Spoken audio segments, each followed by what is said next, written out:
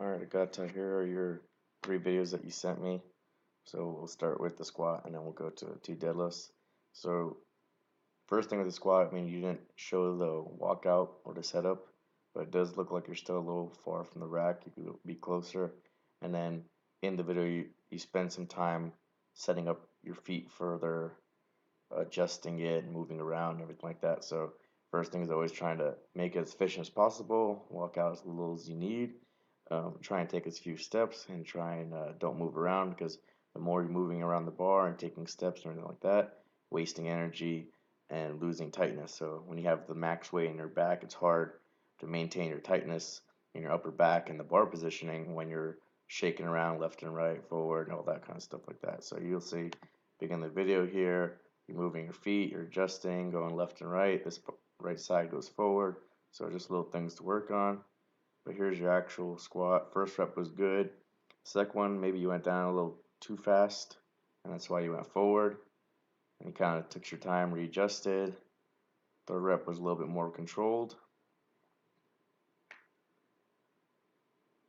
And then the last one looks like you were just a little fatigued. So you went forward a lot on the right side and had to pull yourself back. So you can also see over here, uh, for the bar path, it's not perfect. I couldn't track the end of the bar because it's too dark and I can't like find the points. So I just did the plate. So it's not perfect because it's the plate, not the bar, and the plate might move, rotate a little bit, but it's good enough. So you can see on your first one, you kind of go straight down, so your descent is good, and then you come up pretty straight as well. So when you're not fatigued and it's like the first rep and it's easy for you, bar path is good. Second one, again, going down look good, pretty straight. Come up pretty straight, and then you drift back a little bit, which is fine. It's okay if you go back a little bit. We just don't want to go forward. So on the third one, you do basically the same thing, where you go straight down,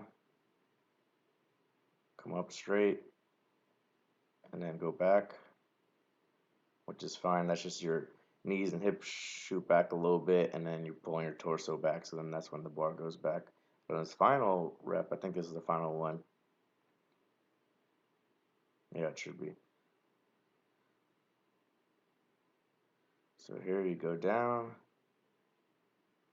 pretty straight, and then here you're still straight, and then there you go forward, and then there you go forward even more, and that's when it got really hard, and then you come back. So it's that last rep that really needs the most work. So let me see if I can take these other ones out.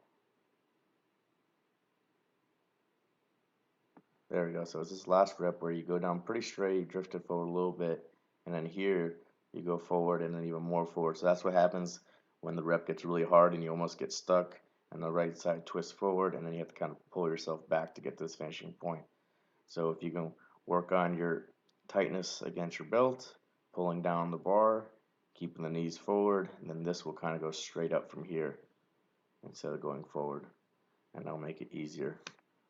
So that's just what we need to work on squat. So now with doing the push-pull meet instead of the full meet, we can spend more time again going back to technique, doing tempo squats, building up your quads, planks, so you can learn how to stay tight and push against your belt. So hopefully you can fix the technique, cut down on this forward bar path, and make your squat more efficient and then stronger. For deadlifts, let's go over to 2 you sent. Um, you said it was because the ground, the platform was messed up. Could have been a little bit of that, but it's also just, again, getting down that correct starting position. So over there you see your hips shoot up right there, and then the bar comes off the ground. And then on this one, where you say it was the good one, it's the same thing, uh, where the hips come up a little bit. It just less because the weight on the bar is less, so it's easier for you to hold that position. But I took some pictures. Uh, know if I can pull it up.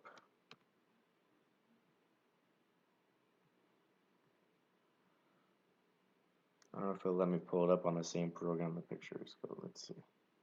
Oh, there we go. So the top one is the heavier weight, like you said, it was the platform. This is like where you're trying to start, and this is where the bar comes off the ground. And then this bottom one is with the less weight, where you said you switched which platform you were using. And again, this is where you're trying to start, and this is where the bar breaks the ground. So you can kind of see here, just your hips are higher. You can see the angle, so you kind of only see the line in your pants. That is when hips are higher. And I also drew the line, so this is the line for where you're trying to start, and then I copied and pasted that line here, and you see the hips are higher above the line. So you're trying to sit down too much again and trying to sit back too much again, so your body's naturally bring your hips up, torso tips over, shoulder blades over the bar, and then the bar comes off the ground. So you do a similar thing here with the lighter weight on a different platform. It's just maybe because the weight's lighter, you can get away with it more. So here again, this is the line for where you're trying to start, and then I copied and pasted that here to where it actually starts. And again, you can see here your hips are higher than the line compared to here. So even with the lighter weight on the different platform, your hips are coming up a little bit, torso is tipping over, shoulder blades over the bar, and then the bar is coming off the ground. So I just got to keep working on that starting position of having the higher hips and the shoulder blades over the bar rather than trying to sit back and down too much. Um, and also if we work on your flexibility for both squat and deadlift to be able to get more external rotation at your hip, get your knees out more. That's going to help you for both, because when your knees are going to be out more, then you can get your hips closer to the bar, and when your hips are closer to the bar, then you can be more upright. Same thing with the squat. If your hips are closer to the bar or closer to your midfoot, then you'll be more upright. So we'll have to work on continuing to build that up. But for what your current stance is and your current flexibility, your hips are too low here. So you got to get to this position here where your hips are higher. Alright, so those are two things I saw for the squat and the deadlift. Hopefully that helps you out.